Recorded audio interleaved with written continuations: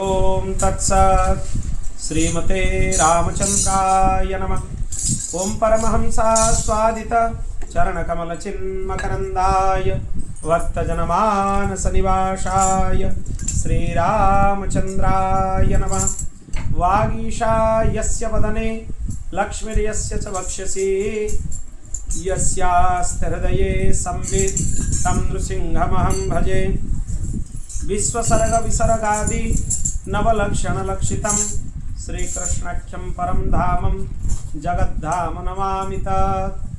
प्रह्लाद नारद पराशर पुण्डरीक व्यासंबरीश सुखसौनक भीष्मदलभ्यं रुक्मङ्गदार्जुन वसिष्ठ विभीषणादीन् पुण्यानिवन् परम भागवतं नमामि।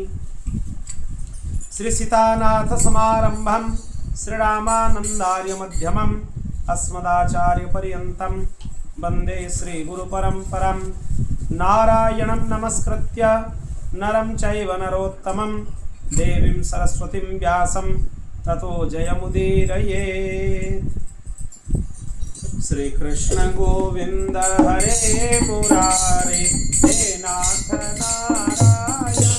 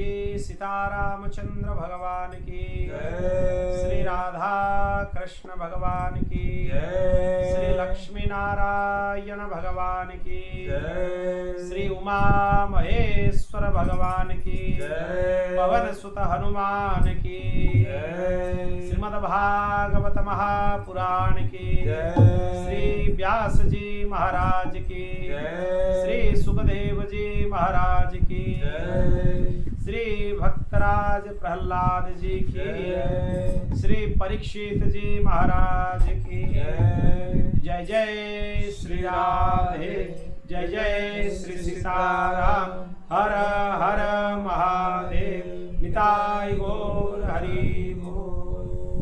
अनंत कोटि ब्रह्मांड नायक परात्पर अखिलेश्वर भगवान श्री हरि की महती कृपा करुणा से आज हम द्वादश दिवस के श्रीमद् भागवत कथा सत्र में प्रवेश कर रहे हैं और कथा के क्रम में आज हम सप्तम स्कंद के कथा में प्रवेश करेंगे। कल जो कथा हम श्रवण किए थे, परसों हम श्रवण किए थे 28 नरकों का वर्णन। उसके बाद परीक्षित को बहुत डर लगा तो तुरंत पूछने लगे कि इनसे मुक्त होने का क्या तरीका है। कर्म बंधन से मुक्त होना, निष्काम कर्म योग करना आदि अनेक साधन सुखदेव जी महाराज बताए, पर अंत में एक ही साधन बताए, केचित केवल या भक्त्या, केवल भक्ति के द्वारा आपके पूर्वकृत सभी पापों का प्रायश्चित हो सकता है, केवल भक्ति के आचरण से। और केवल भक्ति के आश्रय से ही आप पाप मुक्त हो जाएंगे, सभी पाप आपके नष्ट हो जाएंगे, आपका चित्त पवित्र हो जाएगा। इसलिए केवल भक्ति का आश्रय ही लेना चाहिए। बोल भक्तवत्सल भगवान की जय। सप्तम स्कंध में प्रश्न किया जाता है राजा परीक्षित के द्वारा। समः प्रियः सुहृद ब्रह्मन् भूतानां भगवान स्वयं इंद्रस्यार्थ कथम दैत्या नवधि द्वेषमो यथा। हे सुखदेव जी महाराज, मेरे मन में एक शंका है। आप कथा में अनेक बार भगवान की कथा सुनाए। भगवान तो समभाव के होना चाहिए, उनमें समता होना चाहिए, सबके प्रति समता होना चाहिए। पर भगवान के व्यवहार में विषमता दिखता है। क्यों विषमता? क्योंकि भगवान राक्षसों का नाश करते हैं, असुरों का नाश करते हैं, देवताओं का पालन करते हैं। वृत्रासुर तो भगवान का भक्त था, फिर भी उसको इंद्र के द्वारा मारा गया। फिर उसी तरह राक्षसों के ऊपर भगवान की कठोरता हमें समझ में आता है।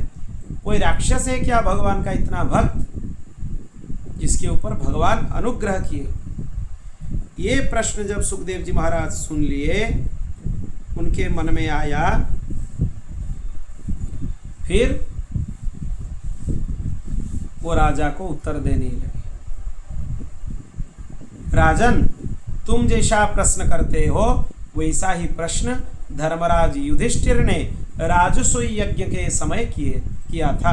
किससे किया था? नारद जी से किया था। और नारद जी वही प्रश्न का उत्तर उनको दिए थे। उसी सभा में भगवान श्री कृष्ण का प्रथम पूजन किया गया था। जब प्रथम पूजन उनका किया गया, शिशुपाल उनको गाली देने लगा, गाली बकने लगा भगवान को। भगवान ये प्रतिज्ञा किए थे कि उसके 100 दोष माफ करेंगे, 100 दोष, उससे एक भी ज्यादा हो जाए तो उसको दंडित करेंगे। इसीलिए वो गाली देता गया। जब उसका क्रम पूरा हो गया, 100 गाली हो गया, तब भगवान सुदर्शन चक्र से उसका मस्तक काट डाला और वो भगवान के शरीर में लीन हो गया। उसके ऊपर भगवान कृपा किए। शिशुपाल भगवान के साथ बैर किया। भगवान का बैर करने के बाद भगवान उसको मारे नहीं, उसको अपने धाम दे दिए, क्योंकि वो उनका पार्षद ही था। हमारे दृष्टि में पहले ये होना चाहिए कि भगवान में विषमता नहीं है, ये उनकी लीला है। किसी को साप मिला है, कोई भगवान के लोक से उसका पतन हुआ है, वो राक्षस शरीर धारण किया है, तब भगवान उनको मारते हैं। मतलब क्या? उनको अपना धाम दे देते हैं। ये उनको मारना मतलब उनके साथ कठोरता नहीं है, उसको इसी तरह समझना चाहिए। ये इसीलिए हुआ, पहले ये चरित्र तुम्हें पता है, बोल चुके हैं कि सनकादि जब भगवान का दर्शन करने के लिए गए तो उनको जय विजय द्वार पर रोक दिए, तब उनको अभिशाप मिला। फिर वो 3 जन्म तक राक्षस बन गए। पहले हिरण्याक्ष और हिरण्यकशिपु, फिर रावण और कुंभकर्ण, फिर शिशुपाल और दंतवक्त्र, ये सब राक्षस हुए।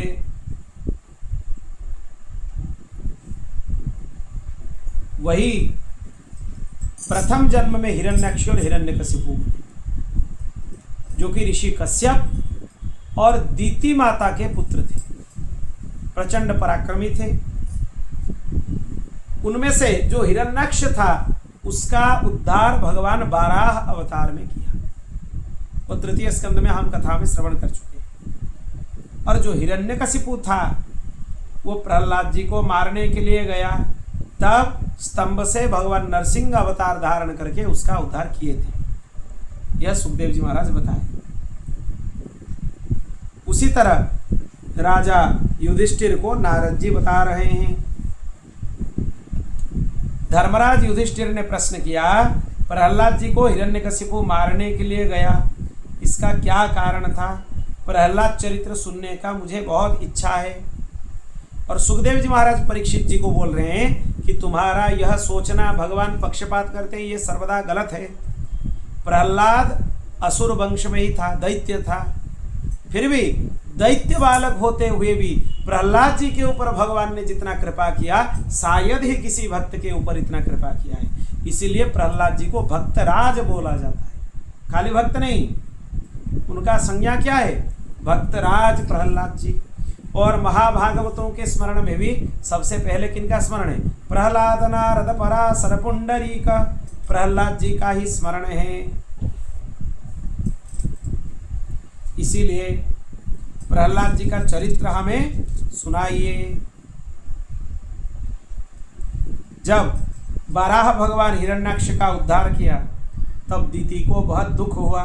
हिरण्यकशिपु अपने माँ को समझाया, माँ रोने का कोई जरूरत नहीं है, मेरे भाई को किसने मारा? विष्णु ने मारा। उस विष्णु ने मेरे साथ वैर किया, अब मैं तपश्चर्या के लिए जा रहा हूँ, तप करने के लिए जा रहा हूँ। मुझे वरदान मिलने के बाद तुरंत बाद ही मैं विष्णु के साथ युद्ध करने के लिए जाऊंगा, ऐसे माँ को समझाया। फिर हिरण्यकशिपु तपस्या करने के लिए मंदराचल पर्वत के ऊपर चला गया। ब्रह्मा जी का मंत्र जाप कर रहा था, बहुत वर्ष तक तपश्चर्या किया। ब्रह्मा जी फिर आए, हिरण्यकशिपु उनको स्तुति करने लगा और बोला कि मुझे आप वरदान दीजिए। ब्रह्मा जी बोले कि क्या वरदान चाहिए, मांग लो। हिरण्यकशिपु ने बोला, ना ही मेरा मरण दिवस में हो, ना ही मेरा मरण रात्रि में हो, मेरा मरण मानव से ना हो, मेरा मरण पशु से ना हो, पशु से भी नहीं मरेंगे, मेरा मरण पृथ्वी से पृथ्वी में ना हो, आकाश में ना हो, मेरा मरण ना अंदर हो ना बाहर हो। फिर ऐसे सब विचित्र वरदान वो मांगने लगा। फिर ब्रह्मा जी सुने और सुनने के बाद बोले कि ठीक है, तुम्हें जो वरदान चाहिए, जो अभिष्ट चाहिए, वो हम तुम्हें प्रदान करते हैं। इनके माता जो दीति है, दीति शब्द का अर्थ क्या है पता है? वह द्वैत से आया है। दीति भेद बुद्धि, इसी में भेद बुद्धि है तो उसी को ही दीति बोला जाता है। हिरण्याक्ष मतलब ममता, हिरण्यकशिपु मतलब देहाभिमान। हमारे अंदर ये तीनों ही गुण हैं। भेद बुद्धि भी हमारे अंदर है, भेद करते हैं हम सब। फिर ममता भी हमारे अंदर है और देहाभिमान भी हमारे अंदर है। तो हम तो तीनों का कॉम्बिनेशन बन गए, तीन ही बन गए। कैसे? हम दीति भी बन गए, हिरण्याक्ष भी बन गए और हिरण्यकशिपु भी बन गए। ये तीन अवगुण हमारे अंदर है, इसीलिए इनसे मुक्त होना चाहिए।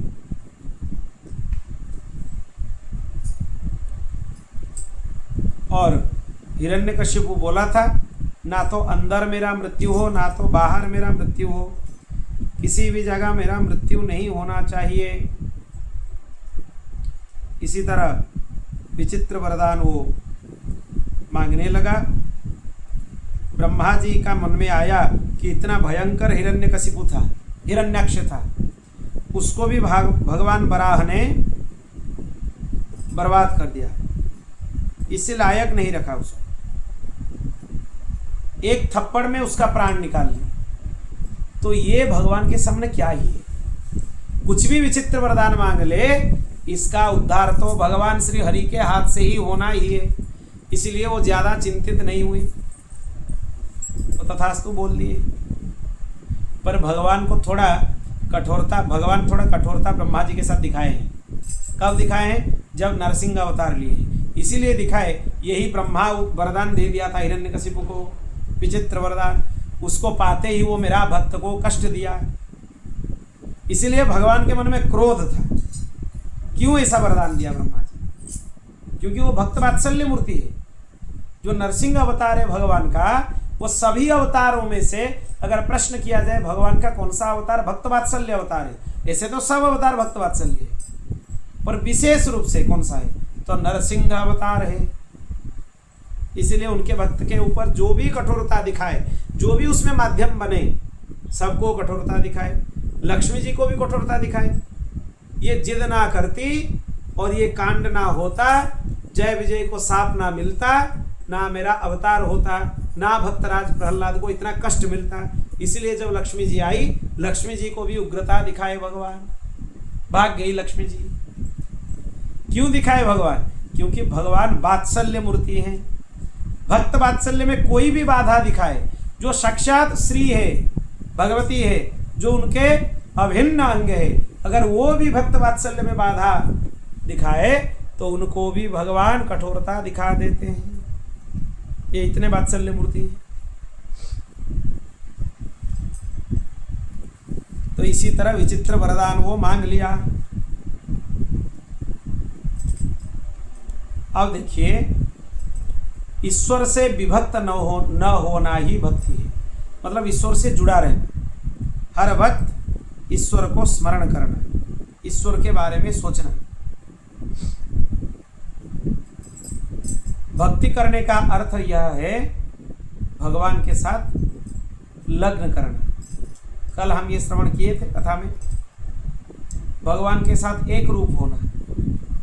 प्रत्येक संकल्प की संधि में भगवान को रखो, भगवान के भक्ति करो। जो प्रहलाद थे वो भगवत भक्ति करते थे, देह भाव से शून्य थे। उनको हर वक्त याद होता था कि भगवान मेरे पति हैं, परमेश्वर हैं, मैं उनका दास हूँ। हिरण्यकशिपु की शक्ति बहुत ज़्यादा बढ़ गई। जब हिरण्यकशिपु, एक बार तपस्या करने से पूर्व की ये घटना है, हिरण्यकशिपु तपस्या करने के लिए निकला था, पर भगवान की यह माया है, एक तोता वहाँ पर नारायण नारायण करने लगा। उसका लगा कि ये बहुत ज़्यादा विघ्न कर रहा है, इसलिए हिरण्यकशिपु सोचा कि आज तपस्या नहीं करते। वो लौट कर आ गया और कयाधु जी को बताने लगा कि ऐसे तोता नारायण नारायण बोल रहा था। इसी में ही कयाधु जी के साथ उनका समागम हुआ और नारायण नारायण बोलते हुए समागम हुआ।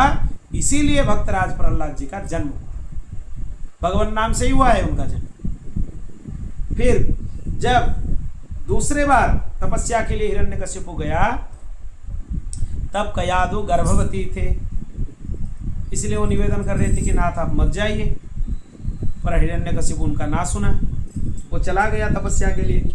इंद्र सोचने लगे, देखो हिरण्यकशिपु इतना प्रतापवान है, इतना शक्तिशाली है, अगर उसका कोई पुत्र हो जाए वो तो भयंकर हो जाएगा, वो तो हम लोगों को त्रास नहीं देने वाला है। क्या करें? तो उसका जो पुत्र होने वाला है उसको जन्म लेने से पहले ही मार देते हैं। उसके लिए उसके पत्नी को अपहरण करना होगा। तो इंद्र उनका अपहरण करते हुए लेकर जा रहे थे। नारद जी मार्ग में रोक लिए। वो बोले कि देखो, ऐसे गर्भिणी स्त्री का अपहरण नहीं करना चाहिए, और दूसरा चीज है इसके गर्भ में जो संतान है वो भक्तराज बनेगा, इसलिए इनका अपहरण ना करो। और नारद जी उनको लेके अपने आश्रम में रख के उनका सेवा करने लगे और सत्संग करने लगे। तो वही गर्भस्थ प्रहलाद जी, तब से नारद जी का सत्संग उनको प्राप्त हो गया था, द्वादशाक्षर मंत्र उनको प्राप्त हो गया था। इसलिए उसी में ही वो भगवान का स्मरण करने लगे, सतत अपने भक्ति करने लगे। फिर जब हिरण्यकशिपु लौटा, वो नारद जी को बहुत धन्यवाद दिया, क्योंकि आप मेरे पत्नी को इंद्र से बचा कर रखे। नारद जी का हर जगह प्रवेश है, कंस के पास भी प्रवेश था, रावण के पास भी प्रवेश था। नारद जी को सब सम्मान भी देते हैं, देवता भी उनका सम्मान करते हैं और राक्षस भी उनका सम्मान करते हैं। वो है ही ऐसे, वो सबके लिए अच्छा सोचते हैं, सबका उद्धार के लिए सोचते हैं, सबको ज्ञान देने का काम करते हैं।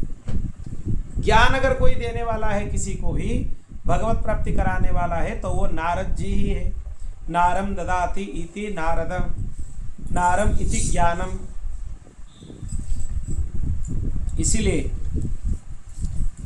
वो नारद जी को प्रणाम किया, फिर अपने पत्नी के साथ पुत्र को लेकर आ गए। और वो खुशी होने लगा कि उसका एक पुत्र हुआ है, बहुत ज़्यादा खुश हो गया। प्रहलाद जी भगवत भक्ति में तल्लीन रहते थे। ये 5 वर्ष के पुत्र हो गए।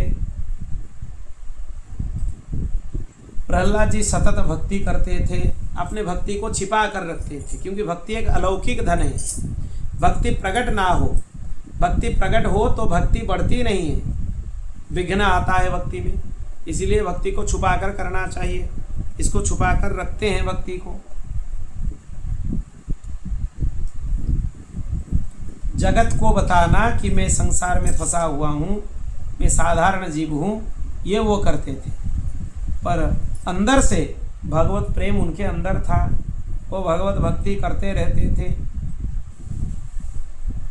हिरण्यकशिपु ने दैत्यों के कुलगुरु संडा अमर को, संडा और अमर दोनों को बुलाकर, ये शुक्राचार्य के शिष्य हैं, संडा और अमर, इनको बुलाकर बोला कि इस बालक को ले जाओ और राजनीति का पाठ पढ़ाओ, इसको समझाओ कि हम भगवान हैं, वो भगवान का पुत्र है, आगे यही सिंहासन संभालने वाला है, इसको क्या करना चाहिए क्या नहीं करना चाहिए, इसको पढ़ाइए। इनको तो भक्ति का आनंद मिला था, ये पुस्तक पढ़ नहीं रहे थे,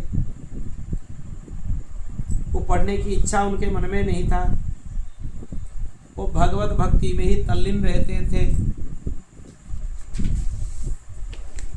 फिर प्रहलाद जी के मन में आया कि मेरे गुरुदेव का अपमान ना हो, इसीलिए वो थोड़ा बहुत पढ़ने लगे। 6 महीने में राजनीति उनको पूरा पढ़ाया गया, वो पूरा कर दिए। फिर हिरण्यकशिपु के पास वो लोग लेकर आए तो पिता को ये बंधन किए, पिता गोद में उठाए, उनको प्यार किए और पूछे कि तुम्हें क्या उत्तम पाठ आता है, बताओ। प्रहलाद जी बोले कि मुझे यह आता है, तत्साधु मन्ये सुरवर्य देहिनाम सदा समुद्विग्न धियाम सद्ग्रहात् हित्वात्म पाप पातम गृहमंधकूपम वनम गतो यद्धरिमाश्रयेत। अद्भुत श्लोक है ये। अनेक बार में राजा हुआ, अनेक जन्म में रानी हुआ, अनेक बार में मंत्री हुआ, अनेक बार में सिपाही हुआ, पर अनेक जन्म के अनुभव से मुझे यह विश्वास हो गया कि संसार में स्वार्थ और कपट के अतिरिक्त दूसरा कुछ भी नहीं है। संसार में कपट है और संसार में स्वार्थ है। और घर के लोग सुख देते हैं इसीलिए प्रेम करता है, घर के लोग दुख देने लगे तो कोई प्रेम नहीं करेगा। सुर नर मुनि सबक ये रीति, स्वार्थ के लिए करे सब प्रीति। स्वार्थ के लिए ही सब लोग प्रीति करते रहते हैं।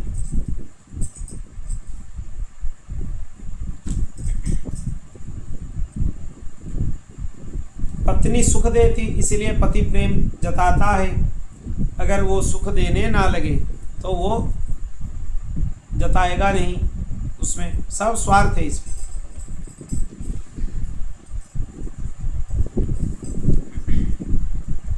पिताजी मुझे उत्तम तो यह लगता है कि एकांत में बैठ के नारायण का ध्यान करना चाहिए, नारायण का पूजन करना चाहिए, नारायण के साथ बात करना चाहिए।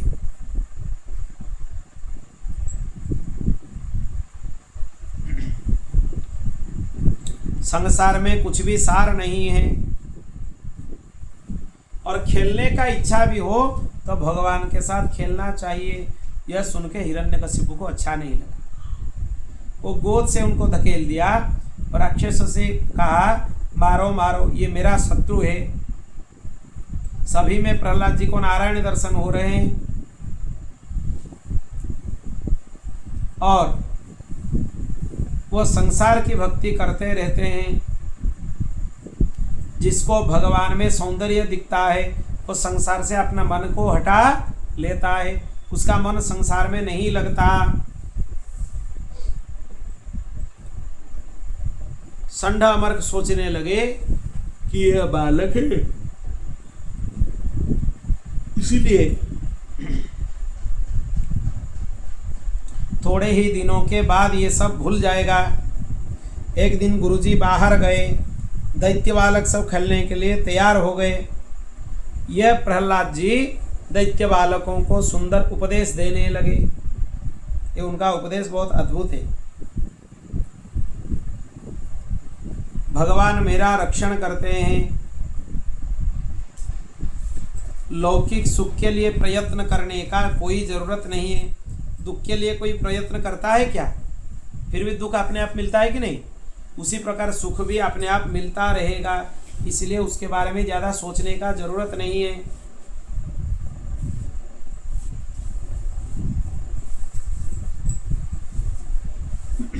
बोल भक्तवत्सल भगवान की।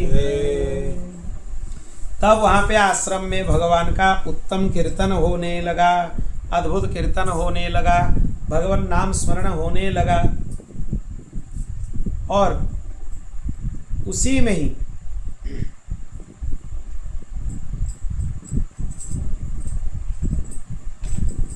भक्तवत्सल भगवान की। अब देखिए, प्रहलाद जी जब सोचने लगे कि हम भगवान नाम संकीर्तन करेंगे, बच्चों को यह समझाए कि भगवान नाम से बढ़कर कुछ भी नहीं है, तो एक एक करके भगवान का भजन करने लगे उनके साथ। जो वहाँ पे आ जाता था वो भगवान में तल्लीन हो जाता था, भजन में तल्लीन हो जाता था। इसी तरह भगवान का उत्तम वहाँ पे संकीर्तन होने लगा। सब लोग ताली बजाने लगे, सब लोग संकीर्तन के लिए सब बजाने लगे। अब दैत्य बालकों को प्रहलाद जी समझाते हैं, कीर्तन करो, भगवान का दर्शन होगा। कीर्तन में थोड़ा भी हृदय पिघल जाए, कीर्तन में थोड़ी तन्मयता आ जाए, तो समझना चाहिए कि हमें भगवान का दर्शन हो गया।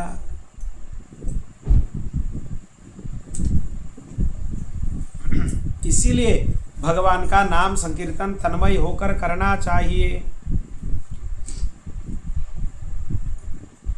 प्रहलाद जी बोलते हैं, जो कीर्तन करेगा उनको भगवान का दर्शन होगा।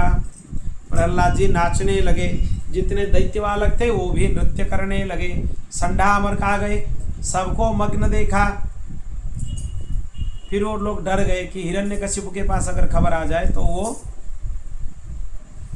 बहुत ज्यादा अनर्थ होगा उसमें।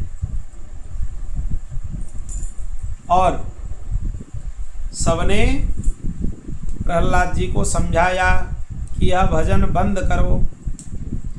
पर बालकों के साथ भगवान श्री हरि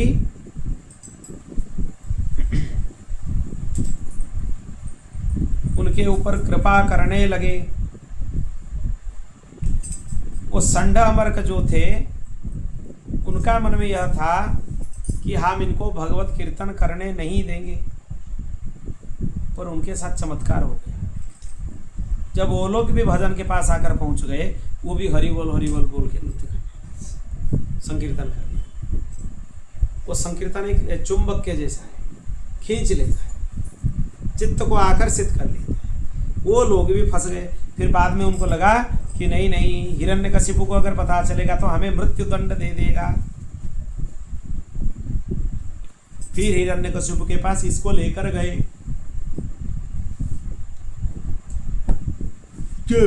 हिरण्यकशिपु फिर से पूछने लगा कि तुम क्या सीख कर आए हो, बताओ। हिरण्यकशिपु आग बबूला हो गया। संकीर्तन मंडली के स्पर्श के असर से जितने लोग उनको बुलाने के लिए एक एक करके आ रहे थे, सब कीर्तन में तल्लीन हो गए, सब तल्लीन हो गए। हिरण्यकशिपु फिर सोचा कि हम आएंगे। जब हिरण्यकशिपु आ गया उसमें स्पर्श करने के लिए, उसको स्पर्श का असर नहीं मिला। बोल भक्तवत्सल भगवान की।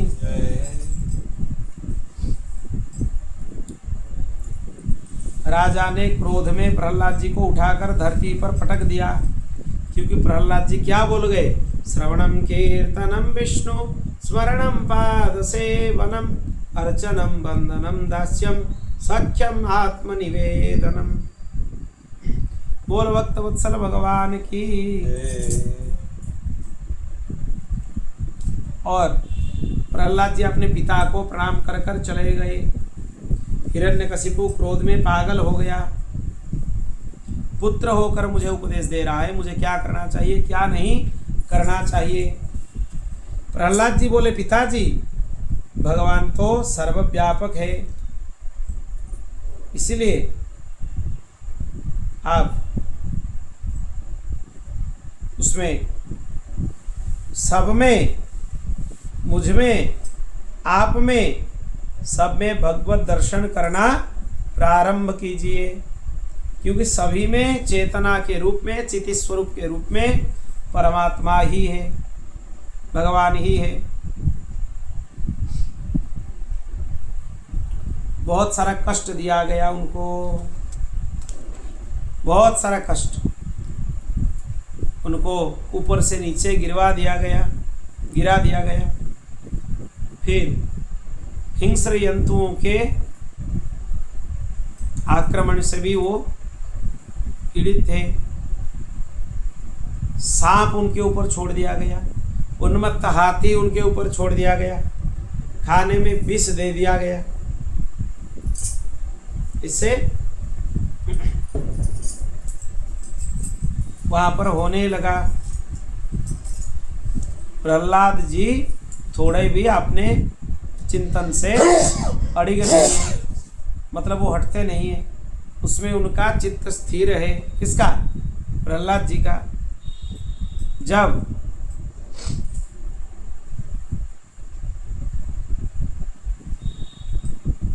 भक्तवत्सल भगवान की देखिए, जब हिरण्यकशिपु यह पूछने लगा प्रहलाद जी को कि तुम ये भगवान नाम का आश्रय ले रहे हो, बोल रहे हो कि तुम्हारा हरि हर जगह है, तो इस खंभे में तुम्हारा हरि है कि नहीं? अगर है वो दिखते क्यों नहीं है? कस्मान स्तंभे न दृश्यते, इतना बोला। और बोला कि देखो ये स्तंभ को मैं खंड खंड कर रहा हूं।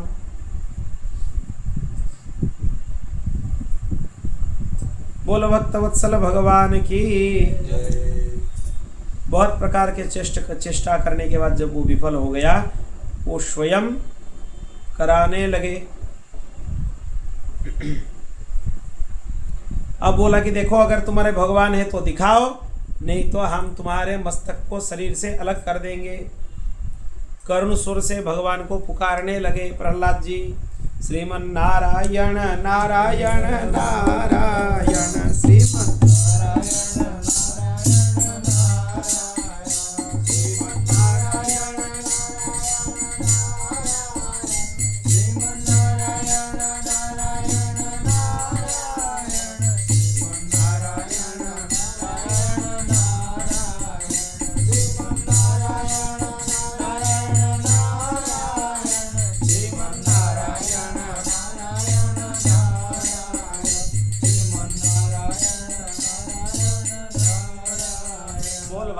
भगवान की।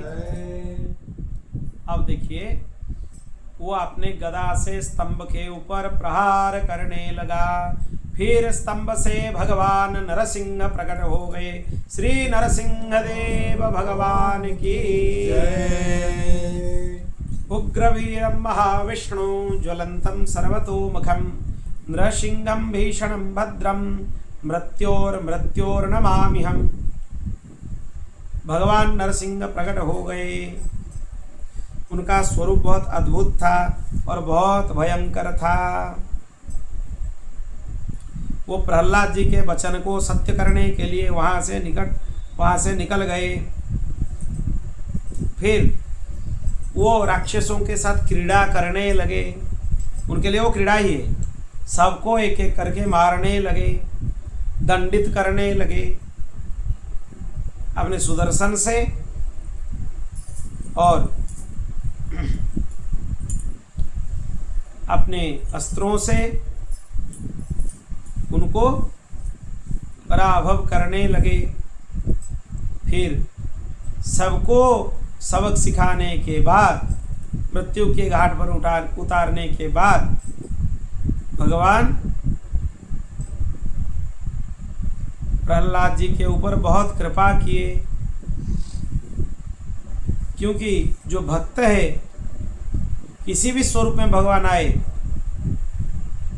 उनका वात्सल्य स्वरूप को पहचानना सबसे बड़ी बात है। किसी भी रूप में आए, सब लोग बोलते हैं कि नरसिंह भगवान बहुत कठोर है, बहुत भयंकर है, पर प्रहलाद जी को कहाँ भयंकर दिखते हैं? भगवान के गोद में चढ़ गए प्रहलाद जी। अब हिरण्यकशिपु की बारी आने लगा, संध्या समय हो गया। भगवान संध्या समय तक अपेक्षा करने के लिए युद्ध कर गए। संध्या समय उपनीत हो गया। फिर हिरण्यकशिपु को एक एक वरदान याद दिलाए। तुम क्या मांगे थे बताओ? दिन में नहीं मरोगे, रात में नहीं मरोगे, और जो भी उसमें कोई संकेत है, कुछ भी है, वो भगवान के श्री चरणों में अर्पित करना चाहिए। जब प्रहलाद जी श्रवण कर रहे हैं, भगवान नरसिंह भगवान के पास हाथ जोड़कर खड़े हैं। भगवान एक एक करके वरदान याद दिलाते गए और बोले, देखो दिन में भी नहीं है, रात में भी नहीं है, ये जो काल है ये संध्या काल है। और क्या मांगा था? हम घर के अंदर भी नहीं मरेंगे, बाहर भी नहीं मरेंगे, आकाश में नहीं मरेंगे, पाताल में नहीं मरेंगे। ठीक है, हम तुम्हारे लिए एक दिव्य लोक का निर्माण करते हैं, व्यवस्था कर देते हैं। देहली पर तुम्हें मारेंगे। जो घर का देहली है, आजकल तो घर में लोगों का देहली नहीं है, पर जो देहली है वो अद्भुत होता था पहले। इसीलिए मना किया जाता है कि देहली के ऊपर बैठना नहीं चाहिए। क्यों? देहली में किसका वास है? नृसिंह भगवान का वास है। देहली में कभी बैठना नहीं चाहिए, उसको प्रणाम करना चाहिए रोज। देहली जब घर से बाहर निकलते हैं तब भी प्रणाम करना चाहिए, घर में आते हैं तब भी प्रणाम करना चाहिए। एक एक करके सब वरदान याद दिलाए। फिर एक चीज वहां पे ध्यान देने वाला चीज यह है, भगवान नरसिंह उनका रुद्र रूप जब प्रकट हुआ, उनको शांत करने वाला भी उन्हीं का ही भक्त है, दूसरा कोई नहीं है। तो भगवान हिरण्यकशिपु को बोले, देखो तुमने वरदान मांगा था, हम किसी के नाखूनों से नहीं मरोगे, किसी अस्त्र से नहीं मरोगे, नाखूनों से नहीं, किसी अस्त्र से नहीं मरोगे, हमारे नाखून तुम्हारे लिए पर्याप्त है। तुम वरदान मांगे थे 12 मास में से कोई भी मास में नहीं मरेंगे। भगवान उसी के लिए 13वां मास प्रकट कर दिए, जिसको हम लोग पुरुषोत्तम मास बोलते हैं। बोल भक्त वत्सल भगवान की जय, शरणागत वत्सल भगवान की जय। अब देखिए, उसमें भगवत भक्ति होना जरूरी है। भगवत भक्ति होने से सब कुछ संभव हो सकता है। आगे हिरण्यकशिपु को भगवान विदारण किए, उसके आंत निकालकर अपने गले में डाल लिए, इसीलिए भगवान को अंतमाली बोला जाता है। फिर उसके बाद वहां पे भगवान नरसिंह के सामने हिरण्यकशिपु का प्राण पशु उड़ गया और भगवान के दिव्य शरीर में आकर क्षमा गया, भगवान का ही पार्षद बन गया। जब प्रहलाद जी भगवान के पास आए, उससे पूर्व सभी को ट्रायल ले लिया गया था, किससे भगवान शांत होंगे। सबको बुलाए, लक्ष्मी जी को बुलाए कि आपके पति है, आइए वो शांत हो जाएंगे। लक्ष्मी जी आई, बोले ये हमारे पति तो हैं, उसमें कोई संदेह नहीं है, हम इनको शांत नहीं करा सकते हैं, ये तो भयंकर दिख रहे हैं। ब्रह्मा जी डर गए, शंकर जी डर गए, सब लोग भगवान को स्तुति करने लगे। पर भगवान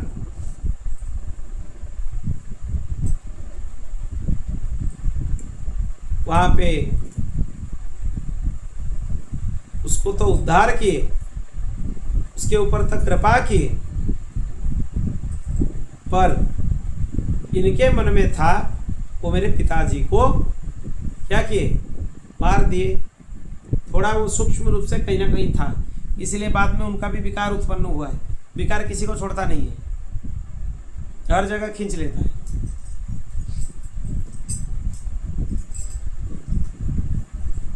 अब देखो भक्तराज प्रहलाद जी भगवान को दर्शन करते रहते हैं, उनका नेत्र में दर्शन भगवान के चरण कमलों का ही हो रहा है। यह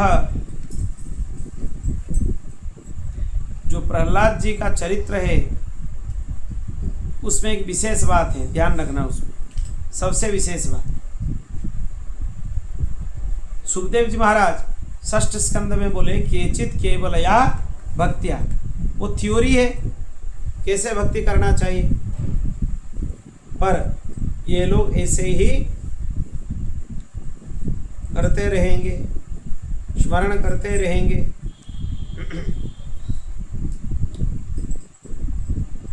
प्रहलाद जी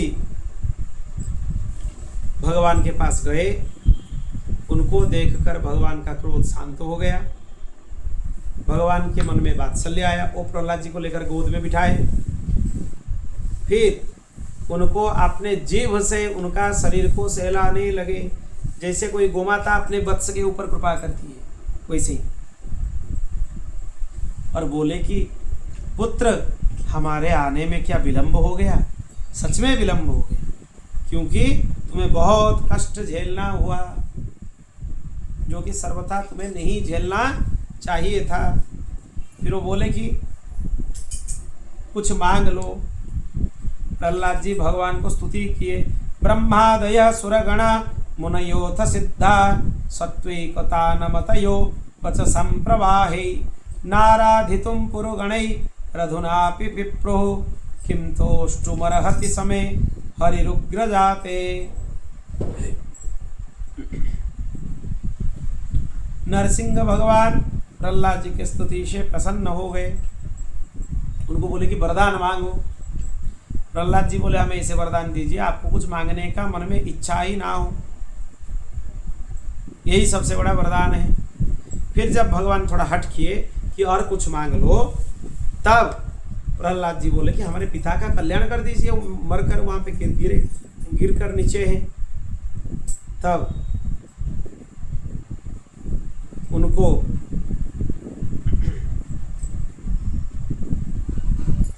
प्रहलाद जी को भगवान का सर्वश्रेष्ठ भक्त कहा जाता है। क्यों कहा जाता है? वो भगवान से कुछ नहीं मांगे, और मांगे तो भी क्या मांगे, आपको मांगने के लिए हमारे मन में कभी इच्छा ही ना हो। कितने अद्भुत हैं प्रहलाद जी। असल में भक्तराज प्रहलाद जी का चरित्र सबके लिए आदर्श होना चाहिए, सब लोगों के लिए इसको समझना चाहिए, मूल ग्रंथ का भी अध्ययन करना चाहिए। बहुत अद्भुत है प्रहलाद जी का चरित्र। बोल भक्त वत्सल भगवान की जय, शरणागत वत्सल भगवान की जय। अब देखिए प्रहलाद जी भगवान की उपासना किए, यहाँ पे दीर्घ काल तक भगवत उपासना करने लगे। फिर एक विमान पर आरूढ़ होकर भगवत दर्शन के लिए भगवान के दिव्य धाम को चले गए। और उसमें एक विलक्षणता है, जो भक्तराज प्रहलाद जी हैं उनका चरित्र सभी जीवों को कर्म बंधन से मुक्त करता है, सबको। इसीलिए भगवान की कथा में लगे रहना चाहिए। भगवान में अगर तुम तल्लीन हो जाओगे भगवान में अगर तुम्हारा चित्त वृत्ति चला जाए तो इधर उधर भागने का कोई संभावना उसमें होगा ही नहीं। भगवान नृसिंह बोले, देखो तुम्हें अपने पिता के कल्याण के बारे में कुछ मांगने का जरूरत नहीं है, क्योंकि मेरा उसके साथ प्रत्यक्ष युद्ध हुआ है। अगर मेरा किसी के साथ युद्ध हो जाए तो भवसागर से पार हो जाएगा, यही बात है। बोल भक्तवत्सल भगवान की। और एक चीज प्रहलाद जी यहाँ पे विशेष बोले, देखो आप हमारे ऊपर बहुत ज्यादा कृपा किए, आपके सीधे पुत्र, सीधे साधे पुत्र हैं ब्रह्मा जी, और शंकर जी उनके पुत्र हैं, भगवती महालक्ष्मी आपके बहुत प्रिय हैं, पर आप जैसे वात्सल्य पूर्वक हमें गोद में बिठाए, इनमें से किसी को बिठाएं तो हमें तो सब कुछ मिल गया, और क्या चाहिए। इसलिए हमें कुछ भी नहीं चाहिए, और चाहते तो बहुत कुछ ले सकते थे।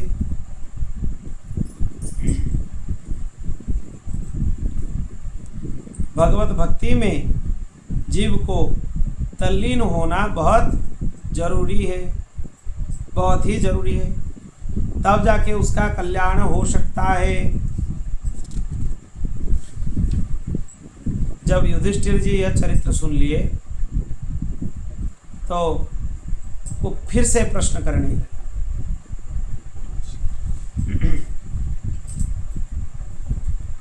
भगवान किसी के ऊपर पक्षपात नहीं करते हैं, यह तो हमें समझ में आ गया, और उसके साथ यह भी समझ में आ गया कि भगवान अपने भक्तों के लिए कुछ भी कर सकते हैं, चाहे वो दैत्य कुल में भी उत्पन्न क्यों ना हो, उसके ऊपर भी वो अनुग्रह करते हैं, कृपा करते हैं। इसी तरह समझना चाहिए। और हे युधिष्ठिर, तुम लोग सबसे भाग्यवान हो, प्रहलाद जी से भी भाग्यवान हो। क्यों हो? यूयम नुलोके बत भूरि बागा। जितने भी महापुरुष भगवान के पास आते थे, लगभग सभी का दर्शन प्राप्त हुआ। अब देखिए, प्रहलाद जी अपने राज्य का पालन करने लगे, भगवान उनको दैत्यराज के पद पर आरूढ़ कराए, फिर भगवत भक्ति का आचरण करने लगे। बोल भक्तवत्सल भगवान की। पर युधिष्ठिर एक चीज समझ लो, भगवान भक्त के यहाँ आते हैं तो भी कितने रूप में आते हैं? एक रूप में दर्शन देने के लिए कृपा करके चले जाते हैं। पर किसी किसी के ऊपर भगवान का विशेष कृपा होता है, वो कृपा के वजह से ही उनको ज़्यादा चलना नहीं होता है, थोड़े ही साधन में उनका उद्धार हो जाता है। पर बात यह है कि वो गुरु प्रणिधान में होना चाहिए, यह सबसे जरूरी है, तब जाके भगवान के नाम मंत्र किसी को मिल सकता है। अगर जब तक ना मिले तो वहाँ पे भगवान का नित्य निरंतर जाप करना चाहिए, उनका स्मरण करना चाहिए। इसी तरह भगवान के प्राप्ति के लिए दो साधन है, एक है सेवा, दूसरा क्या है? स्मरण। सेवा और स्मरण दो किसी से होता रहे, उसके लिए और कुछ कष्टदायक नहीं होगा। युधिष्ठिर जी का संशय चला गया कि सच में भगवान किसी के साथ भेदभाव नहीं करते हैं, वो जितने कृपा देवताओं के ऊपर करते हैं उतने ही कृपा राक्षस के ऊपर करते हैं। बोल भक्तवत्सल भगवान की, शरणागत वत्सल भगवान की। फिर यहाँ पे नारद जी वर्णाश्रम धर्म का वर्णन करने लगे। वर्ण धर्म का और दूसरा क्या है? आश्रम धर्म का। वर्ण ब्राह्मण, क्षत्रिय, वैश्य और शूद्र। और वर्ण क्या है?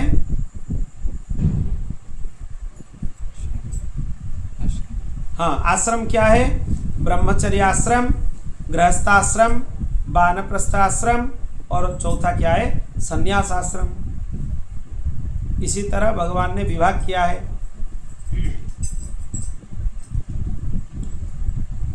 भिन्न भिन्न स्वरूप भगवान धारण करते रहते हैं और किसी भी तरह प्रत्यक्ष में हो चाहे परोक्ष में हो, सबको भगवान की सन्निधि मिलना चाहिए। सबके लिए है। किसी भी आश्रम में रहो, किसी भी ग्राम में रहो, किसी भी स्थान में रहो, पर भगवत भक्त के लिए भक्ति ही सर्वोपरि है। वो भक्ति को छोड़कर नहीं रह सकता है। बोल भक्त वत्सल भगवान की। ऐसे ही वर्ण धर्म आश्रम धर्म का वर्णन किए। क्या क्या करना चाहिए सन्यासियों के लिए, क्या नियम है, यति के लिए क्या नियम है, वानप्रस्थ के लिए क्या नियम है, गृहस्थ के लिए क्या नियम है, सब कुछ बताने लगे। क्योंकि वर्णाश्रम धर्म सनातन धर्म की नींव है, उसी के ऊपर ही सब कुछ टिका हुआ है। जो लोग बोलते हैं हम लोग सनातनी हैं और हम लोग वर्ण को नहीं मानते हैं, आश्रम को नहीं मानते, वो महामूर्ख हैं, झूठ बोलते हैं। अब देखिए आगे अष्टम स्कंद का प्रारंभ फिर होता है ये प्रहलाद चरित्र के बाद। इसीलिए कल हम लोग अष्टम स्कंद से कथा प्रारंभ करेंगे। इसमें सुनेंगे कि कौन से मनवंतर में क्या अवतार भगवान का हुआ है। बोल भक्त वत्सल भगवान की, शरणागत वत्सल भगवान की। गोविंद जय जय गोपाल जय जय गोविंद जय जय गोपाल जय जय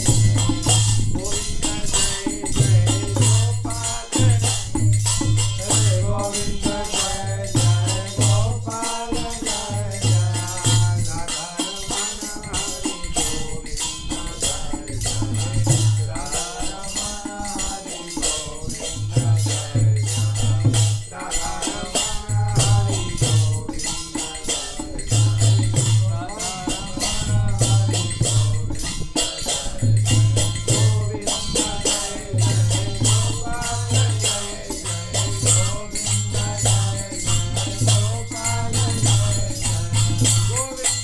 जय